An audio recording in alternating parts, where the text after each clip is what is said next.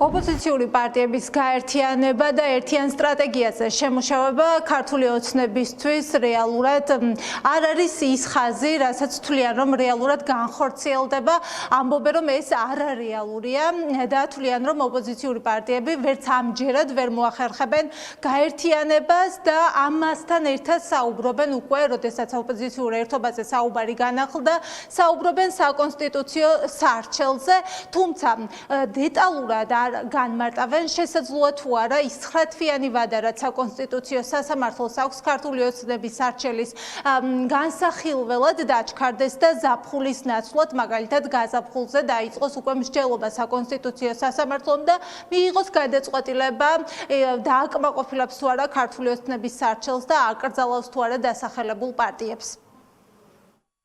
საზოგადოება დაახლოებით 13 წელია ისმენს ერთი და იგივე ზღაპრებს, აი რაღაც ეფემერულ ოპოზიციურ ერთობებთან დაკავშირებით, ამიტომ მე დიდ ყურადღებას ამ ზღაპრებს არ მივაქცევდი ყურადღებას. მიმდინარეობს ასევე იქნება ძალიან მნიშვნელოვანი საკონსტიტუციო პროცესი, სადაც იცით რომ საზოგადოებამ იცის რომ არის საუბარი ამ ტიპის დანაშაულებრივი პარტიების აკრძალვაზე, ჩვენი ასე ვთქვათ, ჩვენი მოთხოვნა იქნება ამისი. ამიტომ ეს პროცესი ძალიან კარგად აჩვენებს რომ რა კონფიგურაციაში უნდა გადაეწყონ, რა ფერი თუ რა სახელიც უნდა დაირქვან, ვერ ჩამოირეცხავენ იმ ძალიან ძიმე წარსულს, რაც აქვთ მათ საკუთარ ხელზე, ამიტომ კიდევ ერთხელ რაღაც ეფემერულ, ზღაპრულ გაერთიანებებზე, ერთობებზე საუბარი აქ მგონი ზედმეტი. ჯაფარიძის პარტია და ნაცმოძრაობა ზოგადად ოპოზიცია დიდი ხანია აღარ მოიხსენიება.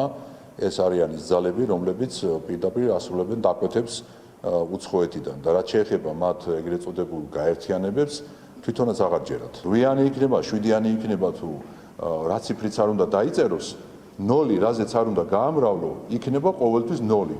მე ვარ თანახმოვანი, რა თქმა უნდა, ისევ იყოს სალომე ზურაბიშვილი მათთვის ეს ნაცმოძრაობას დაარქმევენ ახალ ძველს თუ როგორც არ უნდა უწოდონ, ვარ თანახმოვანი, რომ იყოს სალომე ზურაბიშვილი, ეს არის განსახიერება ანტიქართული, განსახიერება უცხოური ძალების წარმომადგენლობის და თუ ამას დაიყენებენ ისევ სათავეში, მე მხოლოდ თანახმოვანი ვიქნები.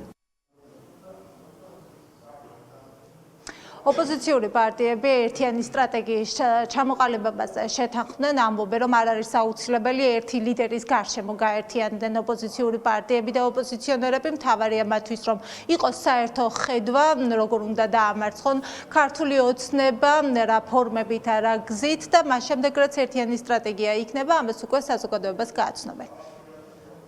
ის რომ ქართულ ოცნებას გადაწყვეტილი აქვს, რომ პოლიტიკური პარტიები აკრძალოს, ეს მათი სურვილია, ვინაიდან საბოლოოდ გაწმინდონ, ასე ვთქვათ, რეალური ოპოზიციისგან პოლიტიკური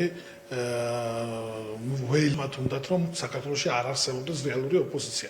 ეს არის მათი არჩევანი და მათი სურვილი და რეალურად საბოლოოდ იმარჯვებს აკრძალული. რეალურად საბოლოოდ იმარჯვებს ის, ვის წინააღმდეგაც რეპრესიებს მიმართავს ავტორიტარული რეჟიმი. ამიტომ ჩვენ ამის არ გვეშინია. ჩემი აზრით მნიშვნელოვანია ოპოზიციის ერთობა ბიძინა ივანიშვილის რეჟიმის წინააღმდეგ ბრძოლაში, სტრატეგიაზე შეთანხმება მნიშვნელოვანი და არა რომელიმე ერთი პარტიის ან ერთი ლიდერის ირგვლივ გაერთიანება. ამას არც განვიხილავთ და არც ვფიქრობთ, რომ სწორი იქნება. ემსგავსება საქართველოს სამწუხაროდ რუსეთს, ბელარუსს, ირანს, თურქმენეთს და სხვა დიქტატურებს. 2024 წლის მიტაცებული არჩევნების გამოცხადებული შედეგებითაც მილიონამდე ადამიანი იყო ოპოზიციის მხარდამჭერი და ახლა სრულიად უტიფრად ქართული ოცნება ამ ადამიანებს ეუბნებათ, რომ თქვენ არჩევანი არ უნდა გქონდეთ, თქვენი რჩეული პარტიები უნდა ავკრძალოთ და თან ამბობენ, რომ ნულზე გამრავლებაო, ნულის ტოლფასიაო, როდესაც ახსენებენ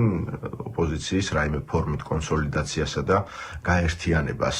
მათივე მათემატიკითვე ნაცარს აყრიან თვალებში ქართული ოცნების პროპაგანდის მსხვერპლ და გაუთვითცნობიერებელ ამომრჩეველს. პარტიების აკრძალვა დამახასიათებელი არის მხოლოდ დიქტატურებისთვის, იმიტომ რომ დემოკრატიებში პარტიებს აკრძალავენ მხოლოდ ტერორისტულ ორგანიზაციებს ხოლმე, ამიტომაც დიქტატურის პირობებში გაერთიანება ისე რომ საარჩევნო პროცესისთვის მზადდებოდეს, ეს არ ხდება, გაერთიანება ხდება წინააღმდეგობაში, იმიტომ რომ წინააღმდეგობით უნდა დავიბრუნოთ არჩევნებიც, პოლიტიკაც და ყველაფერი რაც ივანიშვილმა და მისმა რეჟიმმა წაგვართა, ამიტომაც რა თქმა უნდა ერთ-ერთი გამოსავალი არის ერთიანობა და კოორდინაცია საპროტესტო ტალღაში.